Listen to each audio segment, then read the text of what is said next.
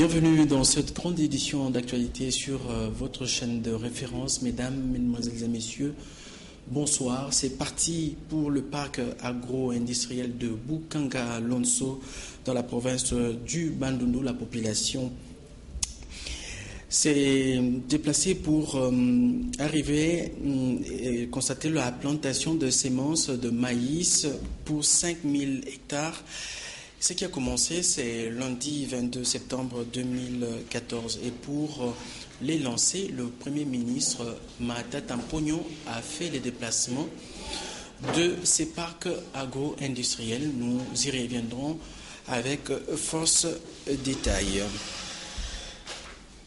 Avant de se rendre à Bukanga-Lonso, le Premier ministre Augustin Matata Mponyo a présidé ce lundi 22 septembre 2014, comme à l'accoutumée, la réunion de la Troïka stratégique, la reprise économique dans certains pays développés, le lancement, je voulais dire, de semis de maïs de Bukanga-Lonso et le projet du budget de l'État pour l'année 2015 ont constitué l'essentiel de menu de cette séance de travail. Jean-Louis Nuassé, comment nous en parle. La conjoncture internationale demeure atone, mais la reprise économique est perceptible au Canada, aux États-Unis et en Grande-Bretagne. Les cours du cuivre ont connu une légère remontée. Le gouvernement a surtout approuvé son projet de budget pour l'année 2015 avant de le présenter au Parlement. Le budget a été approuvé avec des recommandations très fortes qui concernent notamment la nécessité pour nous d'accélérer l'effort de mobilisation de recettes pour que nous puissions avoir un budget qui augmente, qui passe de 8 milliards aujourd'hui à 10 demain, à 12 après-demain, 12 milliards après-demain. Ça, c'est un point essentiel. Et le chef de l'État a également souligné la nécessité que nous puissions intégrer dans le budget qui vienne la problématique de la décentralisation de l'État. L'impact économique et sur l'emploi du parc agro-industriel de Bukanga-Lonso a également été évoqué. Un mini-sommet de la CIRGEL s'est tenu aujourd'hui à New York, siège de l'ONU, sur la situation de la région de Grand Lac. La question de la réaction de FDLR était au centre de discussion de cette réunion de haut niveau sur place aux États-Unis. Patricia Amouli pour le commentaire.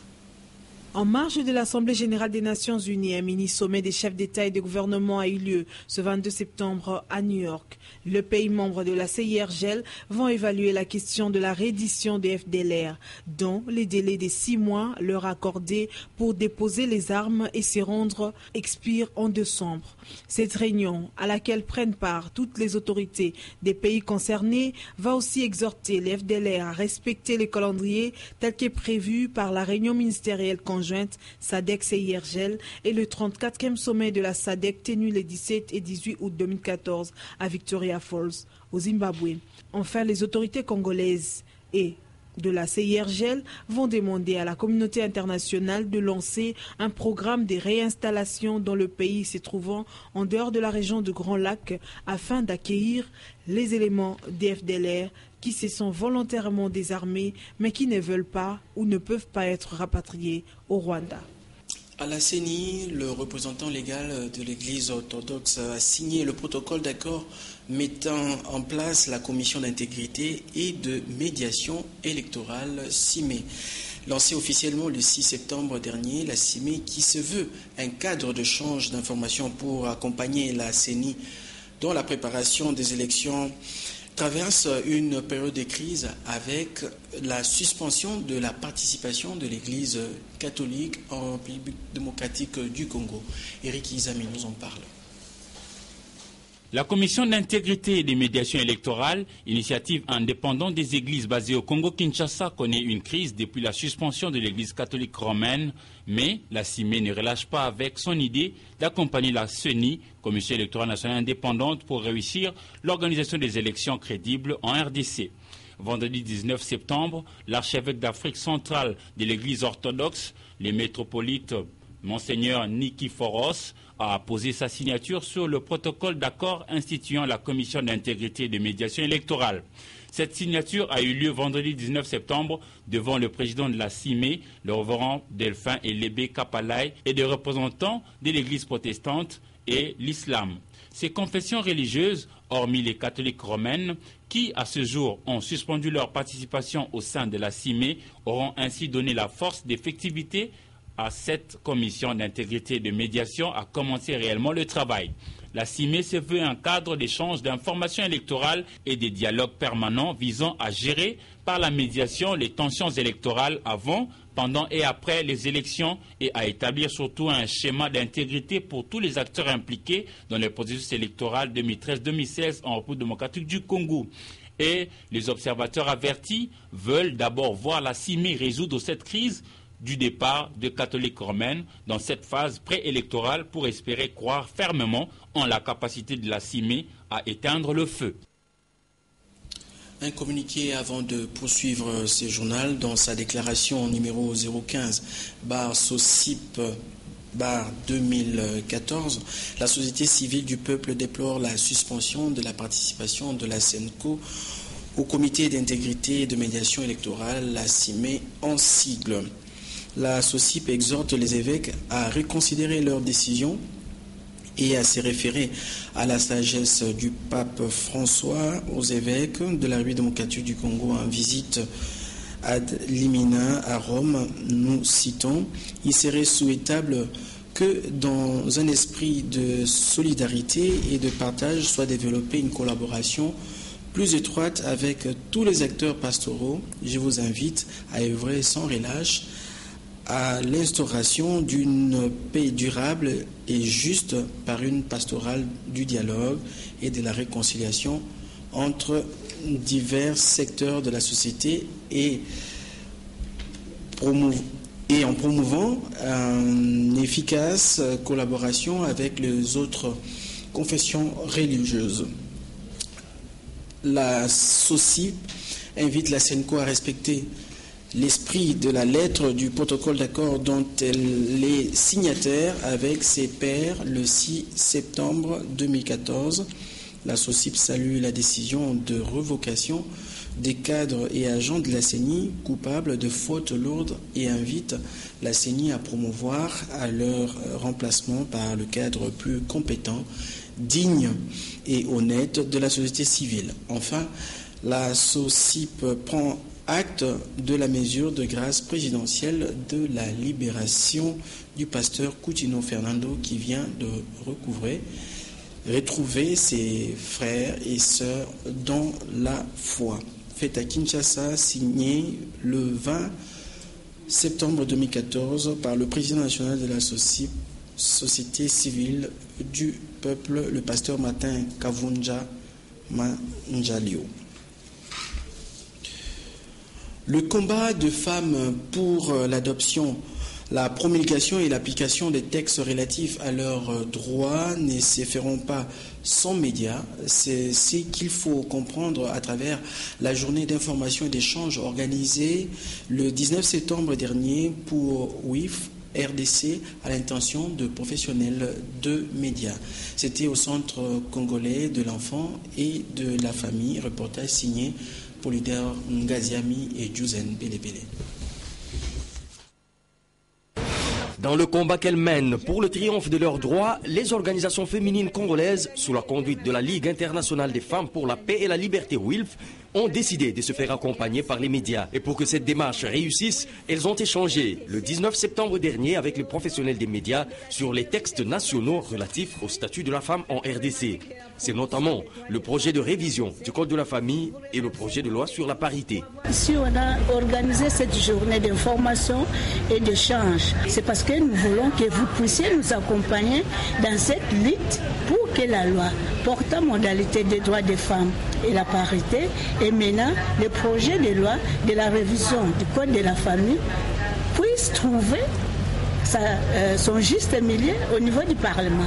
On voulait avoir vos réactions en tant qu'homme des médias, parce que quand vous faites les émissions des femmes, c'est comme si les genres signifient seulement femme, La parité signifie seulement femme. S'il y a un dialogue entre hommes et femmes, à ce moment-là, peut-être qu'on peut se compléter. C'est comme ça qu'on voudrait, quand vous organisez vos émissions consacrées aux femmes, qu'il y ait aussi des hommes, pour faire avancer les gens, pour faire avancer la parité. Dans le souci de répondre à la sollicitation des organisations féminines, les professionnels des médias ont travaillé en atelier pour proposer des stratégies susceptibles de favoriser la réussite du combat. C'est entre autres la disponibilisation de la documentation pour les médias et la réalisation des émissions sur les différents projets de loi. Les professionnels des médias ont pris l'engagement de s'approprier le combat de la femme dès à présent jusqu'à son aboutissement, c'est-à-dire l'adoption et la promulgation des différentes lois se rapportant à leur statut. Nous allons aller en pause. En province, Gabriel Lukekabine Mia a été reconduit à la tête de l'UNPC Nord Kivu ce lundi 22 septembre. C'était au cours de l'Assemblée générale élective tenue dans la grande salle de la mairie de Goma. Le récit de cette élection avec notre correspondant sur place à Goma, Pascal Moulengwa, joint au téléphone par Lucie Mahamba. C'est aux entrailles d'après-midi de ce lundi que s'est tenue l'Assemblée générale élective à l'Union nationale de la presse du Congo, section Nord Kivu, qui s'est tenue dans la grande salle de la mairie de Goma. Au cours de la transparente séance élective, Gabriel Lukekabine Mia a été reconduit à la tête de l'INPC Nord Kivu face à deux autres candidats, dont Rosalie Zawadi de Radio Kapi Goma, qui sa candidature a été invalidée par la délégation du comité national de l'INPC, faute de non-remplissement des formalités, notamment l'ancienneté qui devrait être de 15 ans au-delà. Les 5 journalistes nord-kivusiens qui ont participé à la dite assemblée élective ont, à la suite de la réunion, proposé différents plaidoyers à Gabriel Lukekabine Mia, cet ancien directeur provincial de la RTNC, qui, à sa suite aussi, a sollicité l'appui de tout le monde pour l'accomplissement de son rêve. Goma, Pascal Moulegwa, Antenne A. En religion, Vasula Riden est grecque, née en Égypte. Elle a 72 ans d'âge et a déclaré recevoir de l'Éternel des visions. Elle est arrivée ce lundi 22 septembre 2014 pour la première fois en République démocratique du Congo et à Kinshasa. Elle déclare avoir un message pour le peuple de Dieu de la République démocratique du Congo. Eric Izami nous en parle. Au cours du point de presse tenu le samedi 20 septembre au centre d'accueil Kimbanguiste, Franck Badibanga a présenté la fondation Simon Kimbangu devant les Chevaliers de la Plume. Il s'agit d'une branche de l'église kimbanguiste qui devra désormais s'occuper de la pérennisation de l'œuvre spirituelle et sociale de Simon Kimbangu. En collaboration avec l'agence Temps Libre, la fondation entend organiser du 24 au 25 octobre prochain à Kinshasa le premier festival de la musique kimbanguiste. En vue de faire connaître le personnage de Simon Kimbangu à la nouvelle génération, la fondation compte aussi organiser plusieurs activités culturelles et scientifiques et initier des projets de développement de la République démocratique du Congo dans tous les secteurs. Toutes nos excuses pour pour ces problèmes techniques. Vous avez suivi plutôt l'inauguration de la fondation kimbanguiste. Nous y reviendrons avec force détail. Vous le savez, depuis quelque temps, Antenne A est en deuil, décédé le 15 septembre dernier. Jean Beya, réalisateur à la chaîne Antenne A été mis en terre ce dimanche 21 septembre 2014 au cimetière de Mbeseke, dans la commune de Mongafula. Nous vous proposons quelques images de ses obsèques.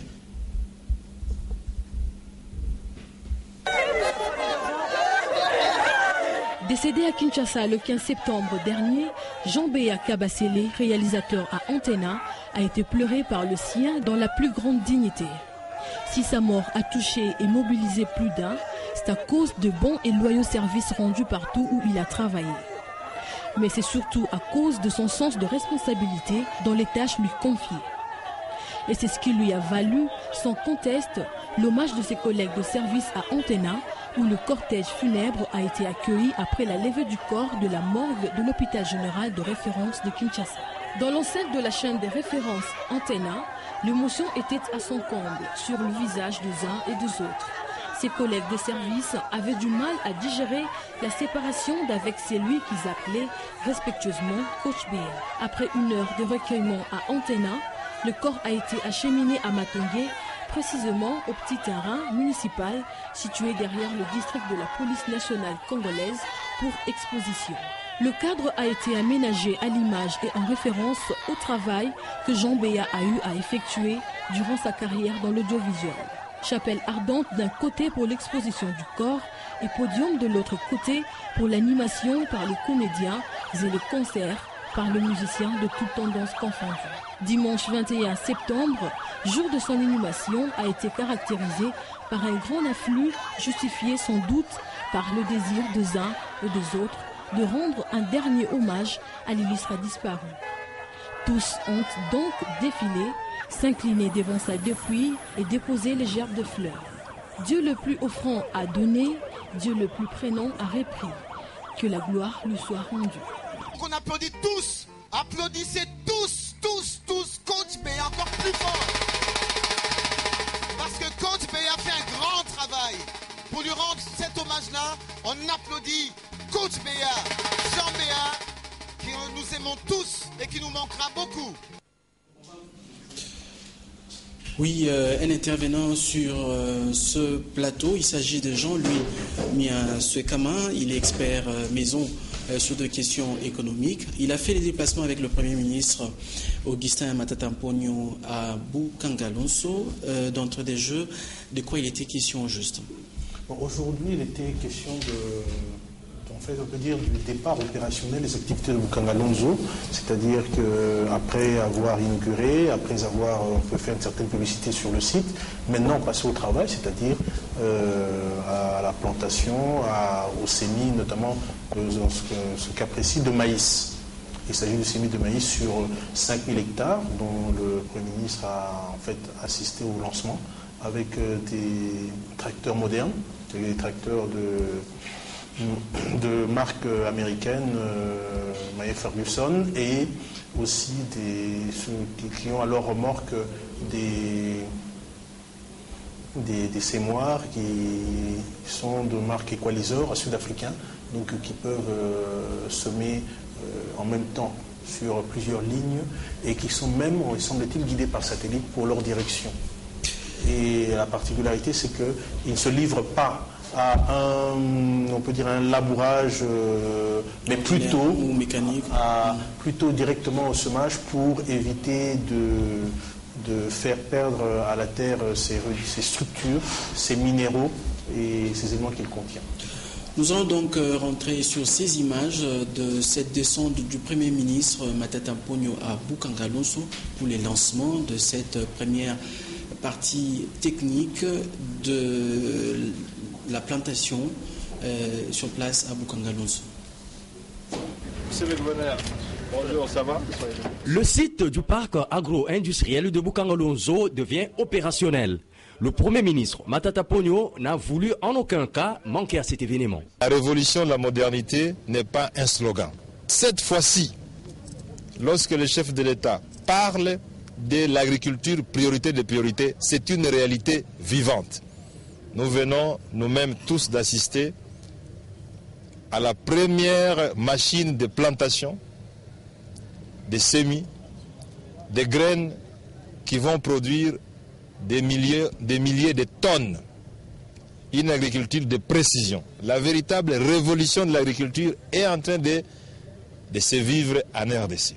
Et l'événement, c'est la plantation des premiers semis de maïs avec les engins ultramodernes, comme l'a expliqué l'administrateur du parc. Le commentaire du chef du gouvernement est bien à propos.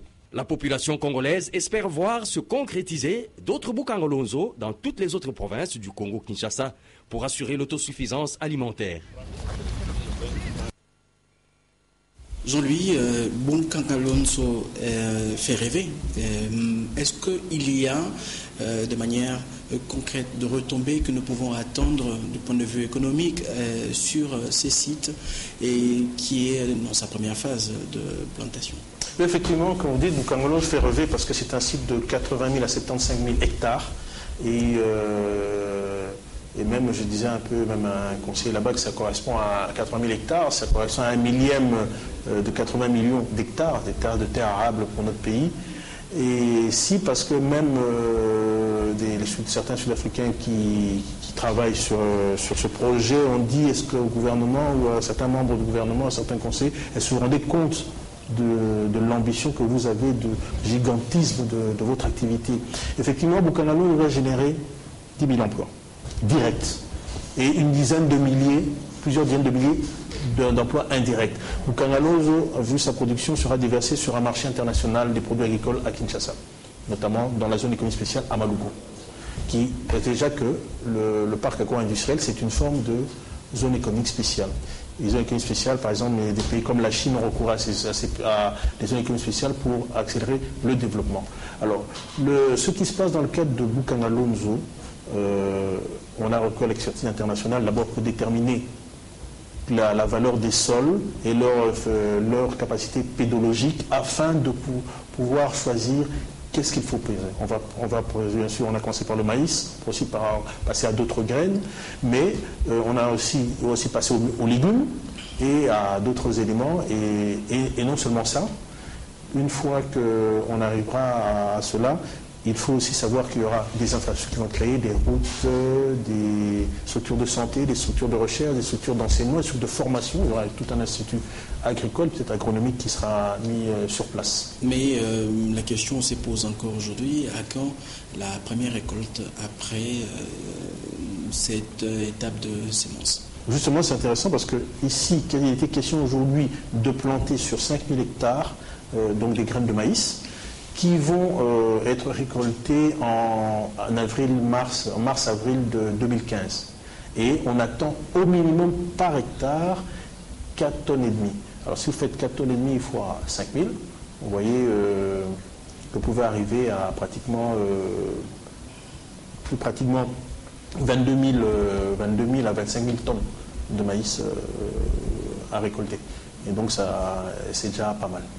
Il y a une autre question, c'est celui de voir Bounkanka Alonso s'étendre à travers le pays, dans d'autres provinces. Est-ce qu'à ce stade, il y a une stratégie de la part du gouvernement pour planifier en fait cette possibilité de créer d'autres domaines agro-industriels? Oui, pour peut-être l'information pour les sites, qu'on a le Bakongo, il y a Tchela, il y a Kinzaou, je ne sais pas s'il y a Douni, il y a Maki, Bandundu, il y a Bounkanka Alonso, Mungara, Kimbinza, il y a Dibaya, Lubwe, Mweka, on est là dans le Conseil occidental, il y a Louisa, il y a Ngadajika, donc Conseil oriental, il y a la plaine de la Ruzizi, il y a Dingala, il y a Ngambi, il y a Businga, Bumba, donc en fait il y aura une vingtaine de sites agro-industriels. Mais est-ce qu'il y a une stratégie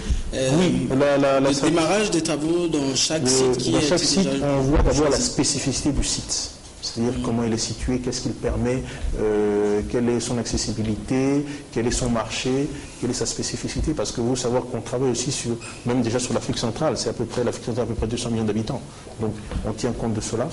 Et la stratégie, on a mis des structures comme la SOPAGEL, la Société de gestion des parcs agro-industriels, pour cette gestion. Il y a par exemple il y a une entreprise sud-africaine, Monde Food, je crois, ou Food Monde, qui est Unlimited, qui contribue et gère cette société agro-industrielle. D'ailleurs, l'administrateur du parc, M. Johan Juncker, a donné des explications sur la technologie utilisée.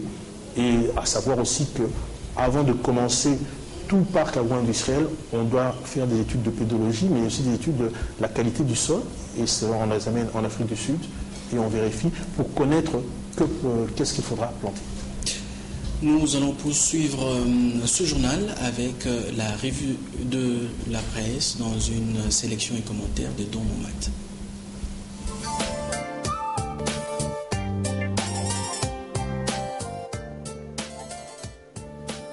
Bienvenue à cette revue de presse. La révision constitutionnelle encore et toujours d'actualité en RDC. Au lieu de statuer sur le point relatif au bien-être de la population lors de cette rentrée parlementaire de septembre, les acteurs politiques de la majorité déplorent le Pacifique, se sont donné l'opportunité de toucher aux questions sensibles, celles qui touchent à la vie de la Constitution de la République, que tous les Congolais croient être verrouillée. Ici, précise-t-il, il faut parler de l'article 220 de la Constitution. Engagés justement dans la bataille contre la révision de cet article, les catholiques annoncent le phare, passent aux actes.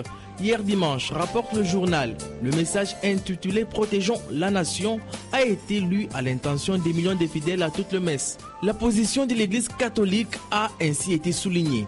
Il s'agit de l'opposition claire et nette à toute modification de l'article 220, article verrouillé de la Constitution. Comme pour appuyer l'Église sur la même matière, le groupe parlementaire UDPS et alliés et UNC et alliés suspendent leur participation aux plénières en rapport avec le projet de loi sur les élections et la révision de la Constitution.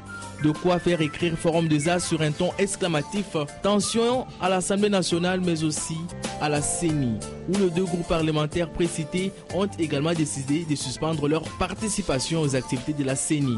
Dans leur déclaration, les deux groupes parlementaires dénoncent le fait que, malgré la clarté de l'article 190 de la Constitution et malgré l'option des mises en veilleuse, des questions mises en suspense, le bureau de l'Assemblée nationale a pris la liberté de tenter de faire adopter le projet de calendrier de la session ordinaire en cours en faisant fi non seulement de la loi en la matière, mais également des conclusions de la conférence des présidents du mercredi 17 septembre 2014. À la CENI donc, Jean-Pierre Kalamba, le rapporteur, et Gustave Omba sont poussés à la démission, s'exclame la prospérité. Au cas contraire, ils ne représenteraient plus que l'ombre d'eux-mêmes au sein de la centrale électorale. Dans un autre registre, après la visite du travail du président congolais Denis Sassou Nguesso le 19 septembre à Kinshasa, où il a eu des entretiens avec son homologue Joseph Kabila de la RDC, les deux Congos estiment les dépêches de Brazzaville sont résolus à relancer leurs échanges commerciaux. Enfin, au terme des 29 ordonnances, Joseph Kabila a nommé des officiers généraux et supérieurs.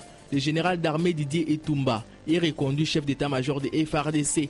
Il sera secondé par le lieutenant-général Dieudonné Amouli et le général-major Célestin Bala. Le général-major Amissi Kumba Gabriel est nommé chef de la province zone de défense qui comprend Kinshasa, Bandundu, Bakongo et Équateur. Bon début de semaine et bonsoir chez vous. Aujourd'hui, nous terminons cette édition. Mukanga Alonso, jusqu'à ces stades, motive beaucoup d'investisseurs de chez nous à mettre l'argent dans ces domaines agricoles pour que le développement de la République démocratique du Congo passe également par l'agriculture. Est-ce qu'au niveau du gouvernement, et tel que c'est planifié par ceux qui ont commencé Mukanga Alonso, nous pouvons espérer que Mukanga Alonso ne va pas bloquer la machine aux PME et à d'autres qui pensent développer ces secteurs? Bien sûr, pour que Mukanga Alonso et Parc agricole dans l'ensemble réussissent, il faut qu'ils soient en phase avec les grandes exploitations agricoles existantes, les moyennes et les plus petites, les plus exploitants, parce que c'est pour que l'économie soit plus harmonieuse. Mais surtout, il faut comprendre que si on crée des parcs agro-industriels, relancer d'abord partie de l'agriculture, c'est d'abord pour diversifier l'économie qui est trop dépendante des mines, des télécoms, qui est peut-être un peu de la finance, de la construction, mais ceux qui ne créent pas beaucoup d'emplois. L'autre côté, c'est pour que l'économie monte en puissance, pour être la base de l'agriculture, être la base de l'industrie, et donc avoir des effets multiplicateurs et créer plus d'emplois et plus de revenus à redistribuer. Et donc, et par là aussi, arriver à aménager les infrastructures, des véritables infrastructures, parce qu'on peut penser maintenant, quand il y a un tel tonnage très élevé de production, on peut même faire une voie ferrée entre, par exemple, Mukanga Alonso et Kinshasa, pour permettre, par exemple, le transport plus facile et plus sûr, et plus économique. Donc, ces parcs agro-industriels doivent contribuer à la transformation du pays. et en fait à son émergence. Merci Jean-Louis pour ces déplacements pour le compte d'Antenne A. Merci de toutes tes analyses. Merci à vous qui nous avez suivis. Ce journal est à présent terminé.